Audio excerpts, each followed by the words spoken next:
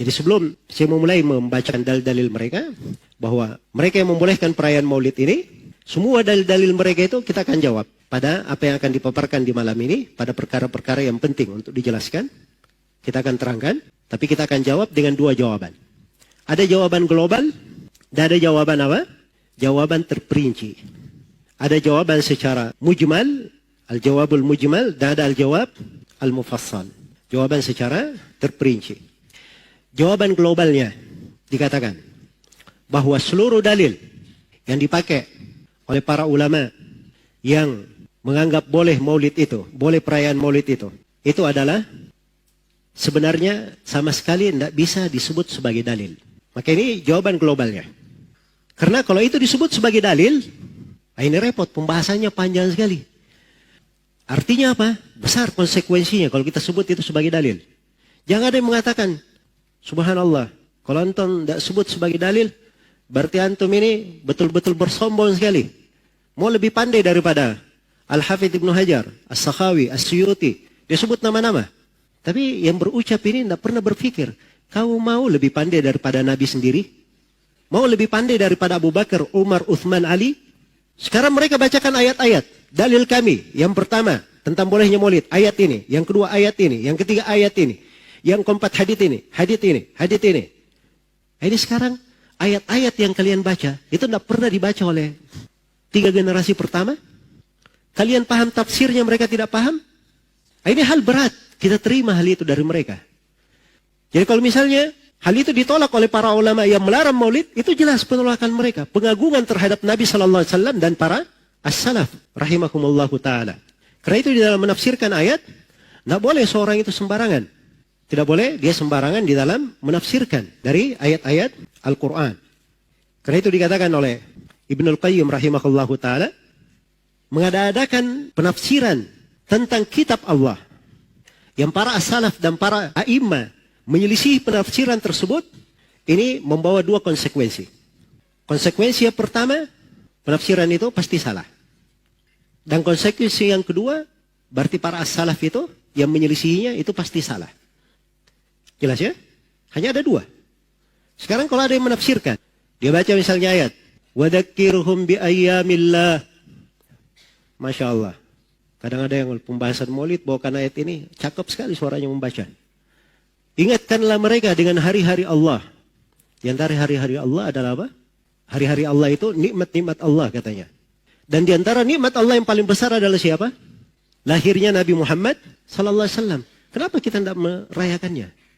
Ada lagi yang membacakan ayat tentang Nabi Isa alaihissalam di surah As-Saff.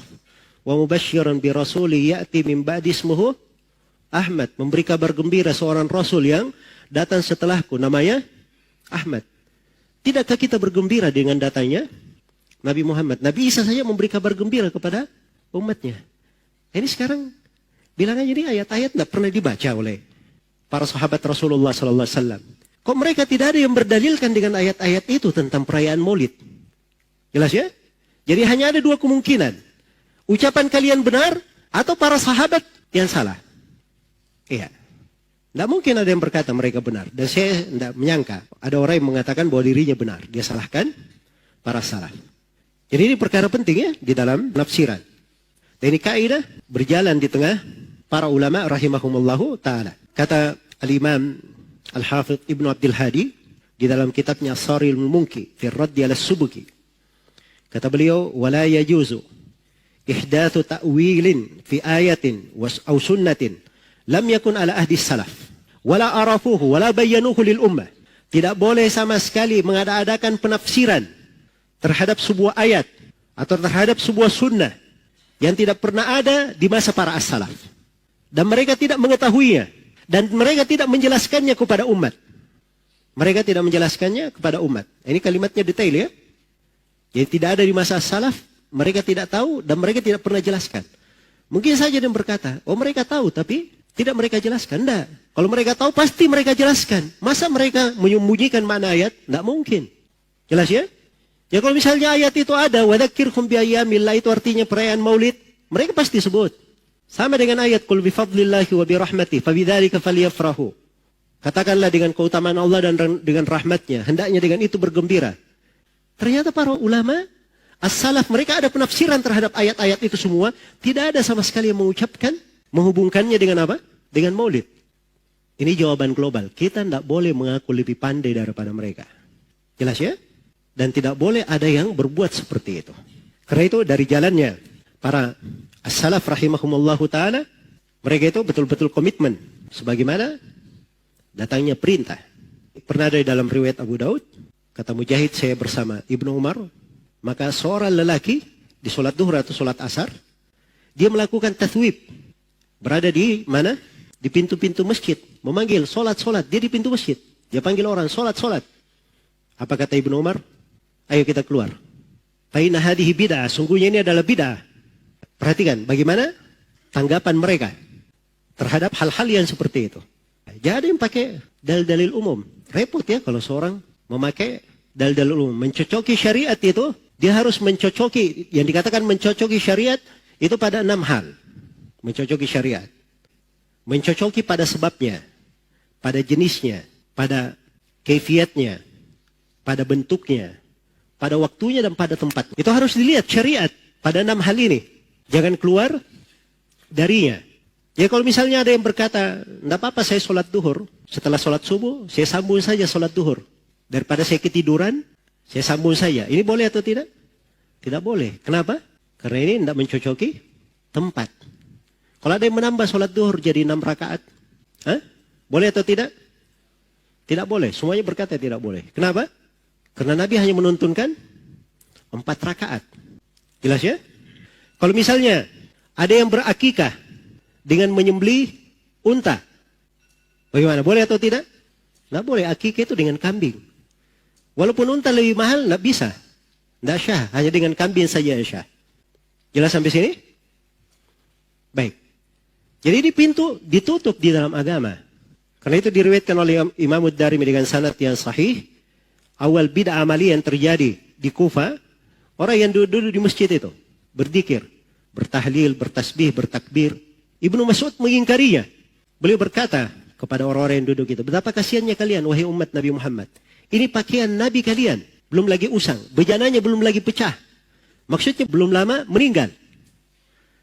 Kalian sudah membuat perkara baru dalam agama. Hanya ada 2 kemungkinan. Kemungkinan pertama, kalian berada di atas petunjuk lebih baik dari petunjuk Nabi dan para sahabatnya. Dan kemungkinan yang kedua, kalian ini muftatihu babil dalalah. Orang yang membuka pintu kesesatan. Hanya ada 2 kemungkinan. Jelas ya? Karena itu, ibadah ini, pintu ibadah itu datangnya dari Allah Subhanahu wa ta'ala. Ya, dia yang mensyariatkan. Sampai kepada kita melalui perantara Rasulullah Sallallahu Alaihi Wasallam. Maka jangan ada yang mengada-adakan sesuatu ibadah di dalam agama ini tanpa ada petunjuk dari Nabi Sallallahu Alaihi Wasallam. Maka ini kaidah yang sangat penting di dalam beragama. Dan ini jawaban global untuk semua alasan orang-orang yang mengatakan maulid itu apa? Adalah dibolehkan. Jadi umumnya mereka mengatakan dibolehkan. Tidak ada masalah. Kalau ada yang agak ini, dia katakan istihbab. Ada yang ekstrim di masa ini, namanya Ali Al-Jufri. Dia katakan sunnah mu'akkadah. Maulid itu. Subhanallah. Orang-orang sebelumnya tidak ada yang berucap seperti itu. Tapi ini perhatikannya, kecintaan kepada hal-hal yang seperti itu membuka. Seorang masuk bergampangan, jatuh di dalam kekeliruan, kesalahan. Akhirnya melakukan hal-hal yang kadang tidak pernah tergambar. Baik. Jadi ini dasar pertama ya. Dan dimaklumi di dalam agama kita tentang tidak bolehnya membuat perkara-perkara agama, perkara-perkara baru. Kewajiban kita adalah mengikuti, menapaki. Sebagaimana firman Allah, wa anna hadza sirati mustaqiman fattabi'u wa la tattabi'us subul fatafarraqu bikum an sabili. Sungguhnya inilah jalanku yang lurus, ikuti jalan itu. Jangan kalian ikuti jalan-jalan yang lain sehingga memecah belah kalian dari jalan Allah Subhanahu wa taala. Kata Mujahid, as-subul di sini bid'ah-bid'ah dan syubhat-syubhat. Tinggalkan jalan-jalan itu. Ikuti jalan yang lurus saya. Ya, digariskan oleh Nabi sallallahu alaihi wasallam. Kata beliau, man ahdatha fi amrina hadha ma laysa minhu fa huwa raddun. Siapa yang mengada-adakan perkara baru di dalam agama kami ini, apa yang bukan darinya, maka itu adalah tertolak. Hadits Aisyah riwayat Bukhari Muslim. Dalam riwayat Muslimnya Beliau bersabda, "Man amila amalan laisa alaihi amruna fahuwa raddun." Siapa yang beramal dengan sebuah amalan tidak dibangun di atas perkara kami, maka itu adalah tertolak. Dan di Sahih Muslim, Nabi setiap Jumat beliau berkata, "Inna khairal hadithi kitabullah." Sebaik-baik pembicaraan adalah kitab Allah.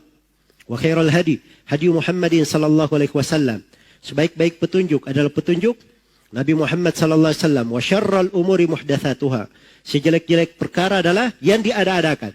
Wa kullu bid'atin dhalalah. Setiap bid'ah adalah sesat. Dalam riwayat An-Nasai ada tambahannya, wa kullu dhalalatin finnar. Setiap yang sesat tempatnya di dalam neraka. Di dalam hadits Ibn Sariyah, riwayat Abu Daud dan At-Tirmidzi, Rasulullah sallallahu alaihi wasallam bersabda dalam wejangan beliau yang masyhur, kata beliau, "Fa innahu may ya'ish minkum fasayara ikhtilafan katsira. Fa'alaikum bi sunnati wa sunnatil khulafa'ir rasyidin al-mahdiyyin min ba'di. Tamassaku biha 'addu 'alaiha bin nawajid wa iyyakum wa muhdatsatil umur fa inna kulla muhdatsatin bid'ah wa kulla bid'atin dhalalah." Sungguhnya siapa di antara kalian yang hidup setelahku, maka dia akan melihat perselisihan pendapat yang banyak. Hendaknya kalian berpegang dengan sunnahku dan sunnah para khulafa ar-rasyidin yang mendapat petunjuk setelahku. Peganglah dengan kuat, gigitlah dengan gigi geraham kalian. Gigi geraham itu yang paling kuat ya, dari gigi. Disuruh menggigitnya dengan kuat.